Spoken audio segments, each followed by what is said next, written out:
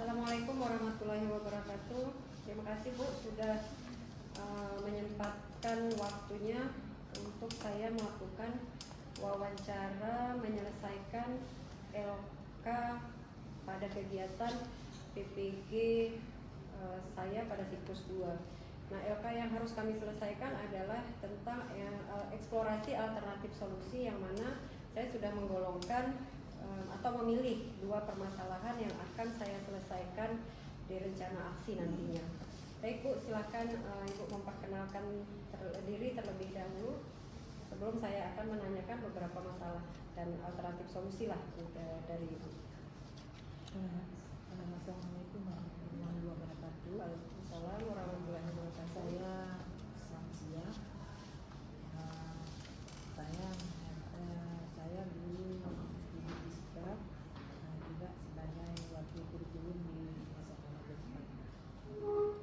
Terima kasih Bu. Mungkin kita langsung ke pertanyaan saja. Permasalahan yang saya ambil yang pertama adalah rendahnya minat dan motivasi belajar siswa pada literasi dan numerasi. Nah, penyebab masalahnya yang terutama sekali yang saya ambil itu adalah guru belum optimal dalam melaksanakan proses pembelajaran yang berkaitan dengan literasi dan numerasi. Nah, kalau Ibu melihat dari permasalahan yang saya ambil, kira-kira ini alternatif solusi apa yang harus kita laksanakan? Menurut saya kan solusi yang harus dilaksanakan, yang pertama dulu harus mengupdate kompetensi dalam melaksanakan pembelajaran.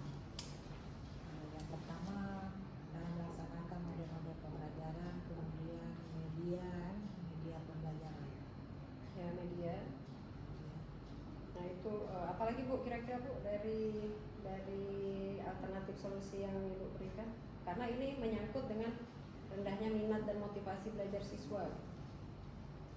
Ya, maksudnya setiap saat guru itu harus karena jangan menunggu pelatihan yang diberikan sekolah atau dari dinas. Sebaiknya kan memang harus guru sendiri yang harus proaktif mengupdate kompetensi melalui pelatihan online, melalui PNM kan, dan berbagai Platform yang lain yang ada sesuai dengan perkembangan sekarang ini lah.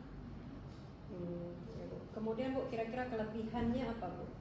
Kelebihan dari alternatif solusi yang sudah Ibu sampaikan tadi. Kelebihannya, kalau seandainya guru itu mampu melaksanakan pembelajaran sesuai tuntutan, baru ada kelebihan. Ini apa kelebihan yang kita inginkan? Mungkin kan dia misalnya udah update, berarti proses pembelajarannya mungkin bisa lebih maksimal ya. Maksimal kan.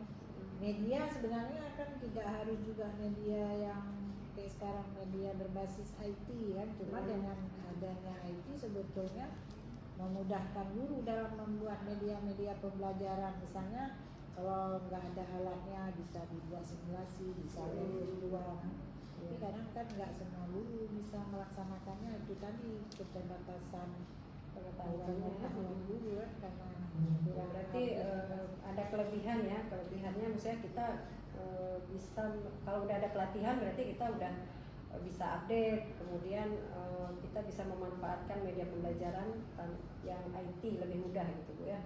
Nah kira-kira Bu kekurangannya apa Bu dari misalkan tadi kan Ibu udah sampaikan alternatif solusi yang pertama ada guru mengupdate diri lah tentang kompetensi, kemudian menggunakan media pembelajaran.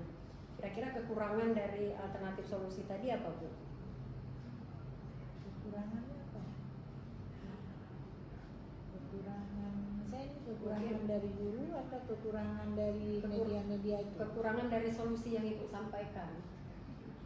Ya, kekurangannya karena kan guru kita tidak kalau nggak diberikan sekolah, kalau untuk mengupdate sendiri itu jarang mau. Berarti harus ditunjuk gitu ya. Ditunjuk pun kadang menolak. Bisa menolak karena anaknya masih kecil, banyak permasalahannya. Ya. Kecuali harus ada penekanan, ini wajib ikut, baru kan. Tapi kalau misalnya siapa yang bisa tuh pada nggak mau semua itu biasanya.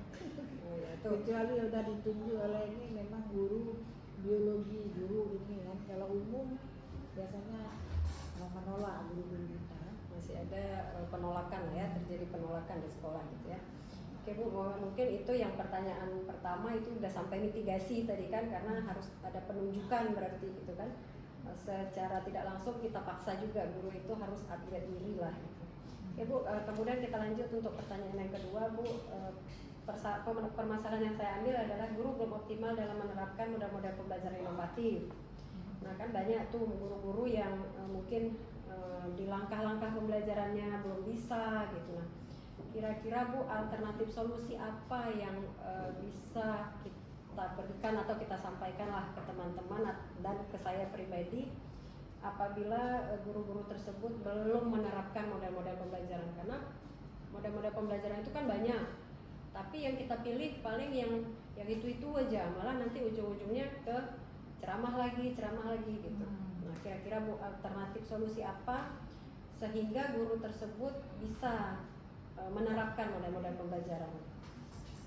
Sebenarnya kan kalau yang saya lihat dan saya amati, guru itu sebenarnya mau menerapkan model-model pembelajaran kan? Tapi mereka tidak paham misalnya dalam langkah-langkahnya seperti apa menerapkan, karena kadang-kadang kan pelatihan kita ada tentang model-model pembelajaran, setelah itu tidak ada tindak lanjut sampai ke dalam kelas.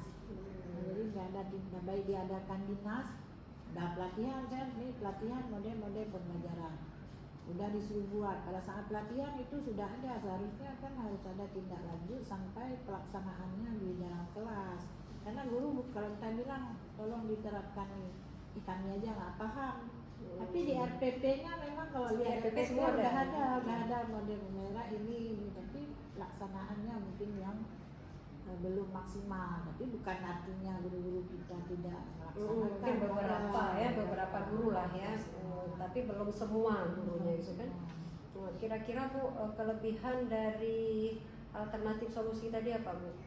Guru yang tidak paham langkah-langkah tadi, kira-kira kelebihannya kalau memang dia sudah paham ya kelebihannya banyak gitu kan. Kelebihannya banyak. Sebenarnya kalau guru menerapkan model-model pembelajaran kan, guru itu sendiri nggak capek dia.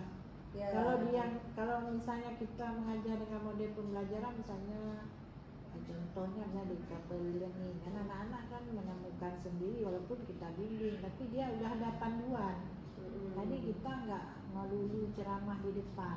Nggak habis tenaga, sehingga kadang-kadang ada kelas-kelas yang siswanya sudah paham, karena ada berarti kita kadang bisa paham, udah kita bagi LKS, anak-anak dulu nggak tahu ngapain, berarti di kelas itu belum pernah diberikan seperti itu, sehingga udah duduk kelompok, udah bertengkar lagi anak-anak, karena nggak pernah dibiasakan untuk menemukan sendiri. Ini terjadi apa juga kan, permasalahan juga bagi kita dulu. Makanya guru di dalam kurikulum Merdeka memang harus difasilitasi, sehingga kita lihat kan beberapa kali perubahan kurikulum pembelajarannya yang saya rasakan yang mirip-mirip, ada perubahan itulah diberikan kemerdekaan pada guru, pada siswa, pokoknya dia mencapai tujuan yang dia mau belajar kan. Tujuan pembelajaran kita bilang sama guru, berarti merdeka dalam anggapan guru, ini guru udah bebas merdeka, kasih aja begitu udah ini kan. Sebetulnya harus difasilitasi sampai akhir. Kemudian Bu, kekurangannya kira-kira apa Bu? Kekurangannya dari alternatif memang kan kalau kita baca itu setiap model-model itu ada kelebihan, ada kekurangannya. Kalau kita nggak pernah laksanakan ya nggak tahu kelebihan ini kurangnya apa kan.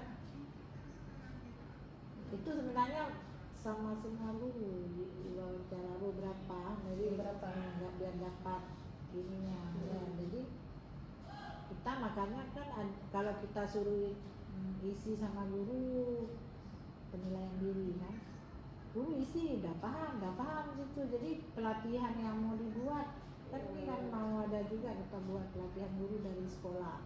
Kira-kira guru yang tidak paham tentang apa gitu ya. Tapi kalau diisi pengembangan diri semua paham. Diisi aja misalnya Pak, karena kan paham ada tuh pengembangan diri pada poin 8. Kalau udah isi semuanya 4 berarti kan udah paham semua nggak boleh lagi melakukan pelatihan-pelatihan tentang yang udah paham Bu ya.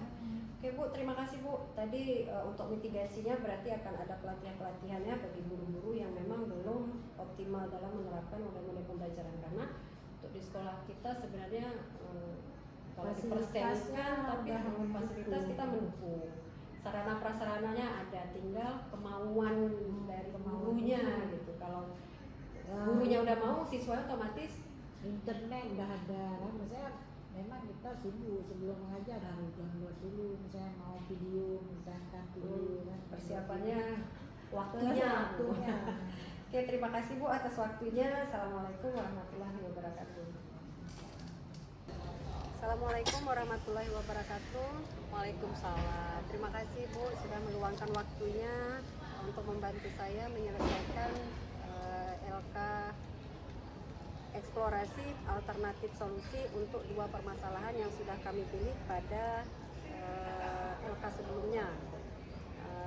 Silakan Ibu memperkenalkan diri sebelum menjawab atau memberikan solusi kepada saya untuk menyelesaikan LK. Terima kasih Bu Rina. Perkenalkan, saya Yeti Mulyati. Saya mengajar di SMA Negeri 4 untuk bidang studi seni dan budaya. Dan alhamdulillah saya baru saja menyelesaikan pendidikan guru penggerak angkatan 8 dan lulus dengan sangat memuaskan. Terima kasih, Semangat dan Bu Rina sudah membantu saya. Ya. Ibu, permasalahan yang pertama yang saya ambil adalah rendahnya minat dan motivasi belajar siswa pada literasi dan numerasi. Nah, kira-kira menurut Ibu alternatif solusi apa yang bisa kita ambil untuk menyelesaikan permasalahan dengan rendahnya minat dan motivasi belajar siswa, terkhusus untuk literasi dan numerasinya? Iya. Terima kasih Bu Rina. Saya mencoba menjawab ya dengan berdasarkan pengalaman. Salah satunya sebenarnya sebagai seorang guru kita benar ya harus memilah gaya belajar siswa itu sendiri. Kan semua anak punya karakter dan perbedaannya masing-masing, dan kita harus pahami bahwa nggak bisa kita samakan. Makanya kita sebagai seorang guru harus melakukan asesmen pertama itu, melakukan memilah bagaimana gaya belajar anak. Nah, di samping itu kita selaku seorang guru itu juga harus berkomitmen untuk membantu proses pembelajaran itu dengan menyediakan media-media pembelajaran sesuai dengan minat dan bakat mereka. Jadi ya memang agak ribet sih dengan gaya belajar anak yang kadang yang berbeda, kita menyediakan media yang berbeda. Tetapi ini akan mendukung proses dari seperti yang Bu Rina tanyakan tadi. Insya Allah itu kendala-kendala yang akan kita temui di sekolah itu bisa teratasi. Nah Bu, dari solusi yang sudah disampaikan tadi, kira-kira kelebihannya apa Bu? Kelebihan dari solusi yang sudah disampaikan?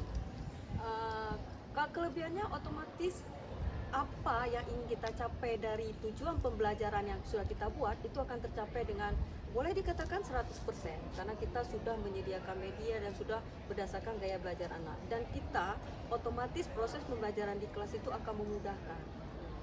Itu untuk kelebihannya Bu. Iya. Kalau untuk kekurangannya? Ya, kekurangan dari solusi tadi. Kalau kita perkirakan untuk kekurangannya pastinya butuh waktu yang banyak, butuh biaya yang banyak, butuh fasilitas atau media yang lainnya yang mungkin tidak kita temukan di sekolah, tetapi kita harus mencari, atau bahkan mungkin kita harus mengeluarkan biaya untuk membuat biaya sendiri. Tapi untuk sebuah kemajuan dan peningkatan mutu pendidikan, saya pikir itu sah-sah saja kita lakukan. Dan tentunya untuk semua ini kembali lagi ke gurunya. Iya. Nah Bu, dari kekurangan tadi ya, mungkin dari waktu, biaya gitu. Nah kira-kira Bu, untuk permasalahan yang kekurangan tadi supaya bisa diantisipasi lah gitu, cara mitigasinya bagaimana Bu? Ya, kalau menurut saya dengan kolaborasi itu adalah hal yang sangat tepat kita lakukan. Di samping itu kita tidak perlu merasa malu bertanya atau malu meminta bantuan, berkolaborasi dengan teman yang lainnya, dan tidak mesti harus dengan MGMP kita sendiri, bisa juga dengan yang lainnya, apalagi menyangkut media-media pembelajaran atau dengan gaya belajar siswa, mungkin bisa berkolaborasi dengan guru yang sama yang masuk ke kelas itu. Di samping itu kita selaku guru memang secara teknologi sekarang kita tidak perlu malu untuk belajar dan bertanya.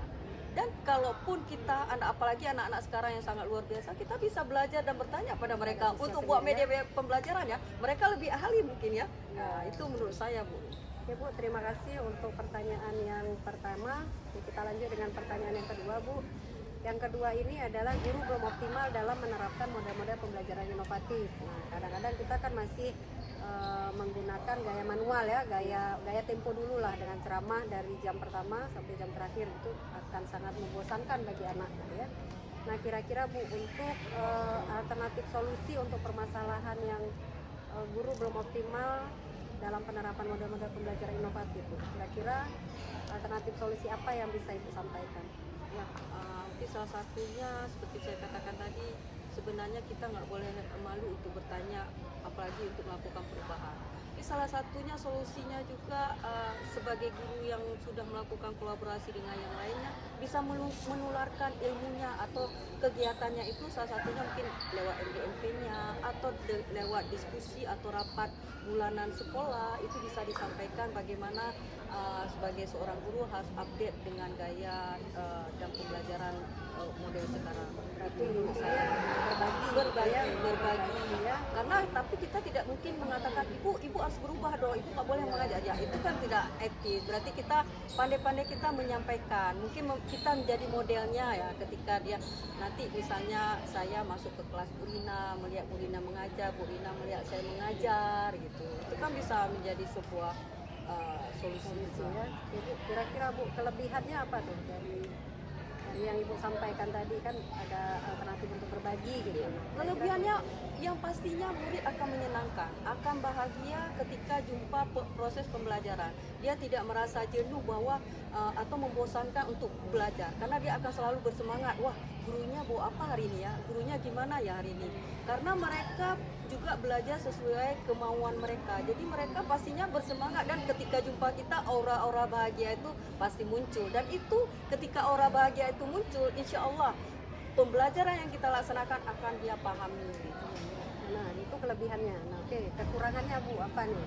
Kekurangannya seperti saya katakan tadi, kadang apa yang kita sampaikan orang tidak mau memahami ya. Terus ada mungkin ucapan kita baik maksudnya, tapi ditanggapi dengan tidak baik. Nah, kita aja berbesar hati untuk menerimanya. Jadi tidak semuanya hal-hal yang baru itu yang bisa kita sampaikan orang lain menerimanya. Apalagi maaf, bukan kita berkata dengan guru-guru yang udah lama itu ya, atau yang sudah senior, yang udah dekat pensiun, yang mendekat pensiun itu merasa terbebani. Tapi kita yang guru-guru yang muda ini atau yang masih jangka mengajarnya masih lama, nah kita harus bersabar dan seperti saya katakan selalu berbahagia untuk berbagi. Mengikuti perkembangan. Perkembangan. Oke Bu, kira-kira mitigasinya nih, ini yang terakhir Bu. Mitigasi antisipasinya gimana ini? Ini kan ada beberapa teman guru-guru dan kita mungkin tidak menerima dengan cepat perubahan gitu kan. Mungkin antisipasinya bagaimana Bu? Ya, di samping seperti saya katakan tadi, berkolaborasi, antisipasi yang lain kita saling berbagi. Mungkin sekolah itu bisa melakukan sebuah evaluasi atau sebuah workshop untuk berbagi, atau mungkin jalan-jalan refreshing untuk memberi pengalaman baru di sekolah-sekolah yang dianggap lebih berkompeten atau lebih bervariasi. Tidak usah jauh-jauh. Kalau kita Banda Aceh, mungkin dari SMA 4 berlayar ke SMA 3 atau berlayar ke SMA 2 gitu. Jadi kayak studi banding gitu. Karena ya. itu penyegaran, dan dalam proses pembelajaran saya pikir keluar dari sebuah area itu bagus untuk penyegaran sebuah proses pembelajaran. Seperti anak-anak, kita buat beberapa media pembelajaran, berarti kan dia menarik, jadinya dia suka. Kita juga pastinya lebih meningkat ya. Oke, terima kasih Bu untuk waktu yang sudah diluangkan untuk saya. Terima kasih. Assalamualaikum warahmatullahi wabarakatuh. Waalaikumsalam warahmatullahi wabarakatuh. Sukses terus Bu Rina dan selalu bahagia.